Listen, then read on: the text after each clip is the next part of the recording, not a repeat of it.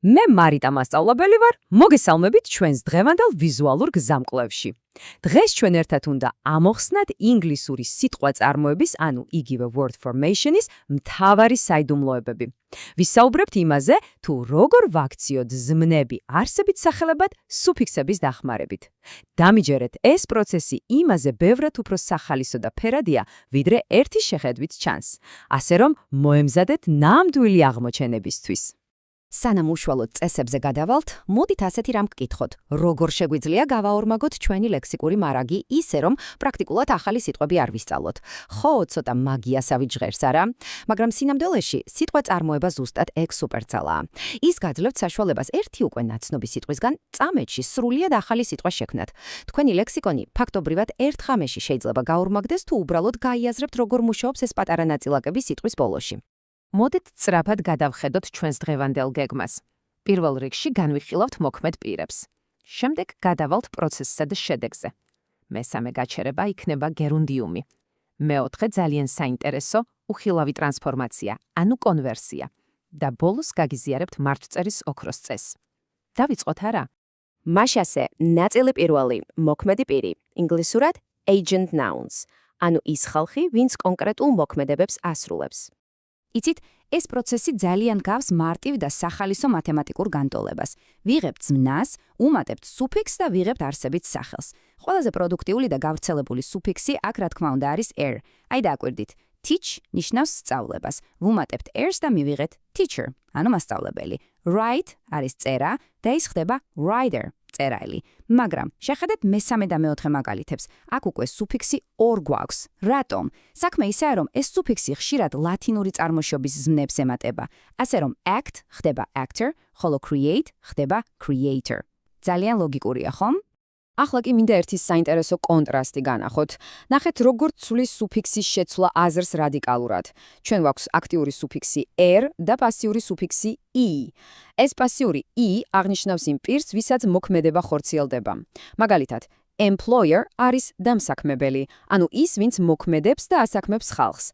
მაგრამ employee არის დასაქმებული, ანუ ის, ვინც სამსახურში აიყვანეს. ზუსტად იგივე ხდება მეორე წყვილშიც. Trainer არის მწვრთნელი, ხოლო trainee სტაჟიორი, ვისაც წვრთნიან. წარმოიდგინეთ, მხოლოდ ერთი პატარა დაბოლოება სიტყვის მთელ მნიშვნელობას თავდაყინა აყენებს. გადავინაცვლოთ მეორე ნაწილზე. ეს არის პროცესი და შედეგი, ანუ როცა ზმნა აბსტრაქტულ ცნებად გარდაიქმნება. აქ უკვე საქმე გვაქვს ორ ძალიან გავრცელებულ ჯგუფთან. TION თავისი ვარიაციებით და MNT. რას აკეთებენ ისინი? ისინი იღებენ მოქმედებას და აქცევენ მას ამ მოქმედების აბსტრაქტულ შედეგად. მაგალითად, inform არის ინფორმირება. დავუმატოთ CION და მივიღებთ information, ანუ ინფორმაციას. Decide, გადაწყვეტა, ხდება decision, გადაწყვეტილება. ხოლო develop, განვითარება, MNT სუფიქსის დახმარებით გარდაიქმნება development-ად. სიმართლე გითხრათ, ეს ის სტრუქტურებია, რომლებსაც ნებისმიერ ინგლისურ ტექსტში ყოველ მეორე ნაბიჯზე შეხვდებით. თუმცა, ინგლისური ენა მხოლოდ ამ ორი სუფიქსით არ შემოიფარგლება. გვაქვს სხვა საინტერესო დაბოლოებებიც, როგორიცაა ans, al და age. მათი ფუნქციაც ზუსტად იგივეა, მოქმედებას აქცევენ მდგომარეობად ან აქტად. ნახეთ, ზმნა perform, ანუ შესრულება, ხდება performance, წარმოდგენა. მოქმედების ფაქტის აღსანიშნავად გვაქვს al, აი refuse არის უარის თქმა და ის ხდება refusal, უარი. და ბოლოს pack, შეფუთვა. სუფიքს age-ის დამატებით გადაიქცევა package-ად, რაც ამანაც ან უკვე გამზადებულ შეფუთვას ნიშნავს. ახლა კი მივადექით მესამე ნაწილს, გერუნდიუმი. ესენი ენის ნამდვილი ფორმის მცვლელები არიან, თავისი ing დაბოლოებით. თავარი ჯადოქრობა აქ იმაში მდგომარეობს, რომ ნებისმიერ ზმნას, თუ მას ing დაბოლოებას დაუმატებთ, შეგვიძლია არსებითი სახელის ფუნქცია მივანიჭოთ. ეს არსებითი სახელი კი უშუალოდ პროცესს გამოხატავს. ავიღოთ read. ეს არის კითხვა, როგორც მოქმედება, ხომ? მაგრამ reading უკვე არსებითი სახელია. კითხვა, როგორც აქტივობა, მაგალითად, წიგნის კითხვა. იგივეა write, წერა, რომელიც ხდება writing, ნაწერი ან წერის პროცესი. ფაქტობრივად ზმნა იცვამს არსებითი სახელის ტანსაცმელს და წინადადებაში ზუსტად ისე იქცევა, როგორც ნამდვილი არსებითი სახელი. მზად ხართ ყველაზე საინტერესო ნაწილისთვის, მეოთხე ნაწილი, უხილავი ტრანსფორმაცია, რომელსაც ენამეცნიერებაში კონვერსიას ვეძახით. ეს ის შემთხვევაა, როცა ცვლილებას თვალით ვერც კი დაინახავთ. მოდით განვარტოთ. კონვერსია, იგივე ნულოვანი დერივაცია, არის შემთხვევა, როდესაც სიტყვა ზმნიდან არსებით სახელად იქცევა ისე, რომ ფორმას საერთოდ არ იცვლის.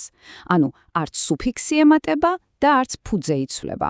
ყველაფერს წყვეტს მხოლოდ და მხოლოდ კონტექსტი. ეს ნიშნავს, რომ სიტყვა იმის მიხედვით ასრულებს თავის როლს, თუ რა გარემოცვაში, ანუ რა წინადადებაში ზისის. აი შეხედეთ ამ მაგალითებს და თავად დარწმუნდებით.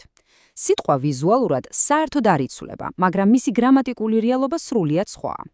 მარცხნივ გვაქვს ზმნა to run, ანუ სირბილი. მარჯვნივ კი a run, რაც უკვე არსებითი სახელია და გარბენს ნიშნავს. To look შეხედვა, ხდება a look, ზერა. To answer, პასუხისგაცემა, ხდება an answer, პასუხი. ხედავთ არა? არტიკლების e და n-ის გამოჩენა საუკეთესო მინიშნებაა, იმის მისახვედრად, რომ საქმე არსებით სახელთან გვაქვს. აი ეს არის ინგლისური ენის სიმარტივის და მოქნილობის ერთ-ერთი ყველაზე მაგარი მაგალითი. და მივედით ბოლო მეხუთე ნაწილამდე. იმისათვის, რომ ეს ყველაფერი პრაქტიკაში უშეცდომოდ გამოიყენოთ, უნდა ვიცოდეთ მართლწერის ოქროს წესი. პირველი მნიშვნელოვანი წესი მუნჯ ის ეხება. მივყვეთ ნაბიჯებს. ნაბიჯი პირველი. ვიღებთ ზმნას, რომელიც მთავრდება მუნჯი ით. ვთქვათ create. ნაბიჯი მეორე. სანამ რაიმე სუფიქსს დაუმატებთ, აუცილებლად ვაგდებთ ამ ის.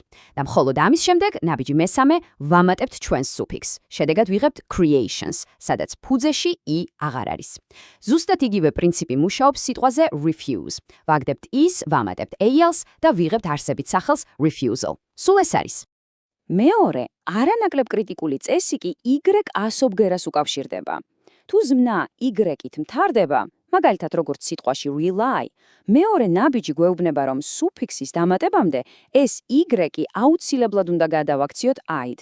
და აი, უკვე მესამე ნაბიჯზე თამამად ვუმატებთ სუფიქსს. საბოლოოდ, rely გადაიქცევა reliance-ად. ამ პატარა ტექნიკური დეტალების დამახსოვრება ნამდვილად დაგეხმარებათ, რომ თქვენი წერითი ინგლისური უბრალოდ უნაკლო იყოს. აი, ასე შეუმჩნევლად მოვედით ჩვენი დღევანდელი ვიზუალური ახსნის დასასრულამდე. მაგრამ სანამ დაგემშვიდობებით, მინდა ერთი საინტერესო საფიქრალი დაგიტოვოთ. შემდეგ ჯერზე, როცა ინგლისურში რაიმე ახალ ზმნას წააწყდებით და ისწავლით, აუცილებლად კითხეთ საკუთარ თავს, რამდენი დამალული არსებითი სახელი ვისწავლე ახლა ამ ერთ სიტყვასთან ერთად.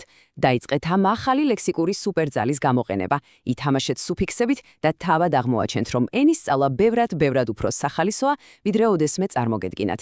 დიდი მადლობა, რომ დღეს ჩემთან ერთად იყავით, მომავალ შეხვედრამდე.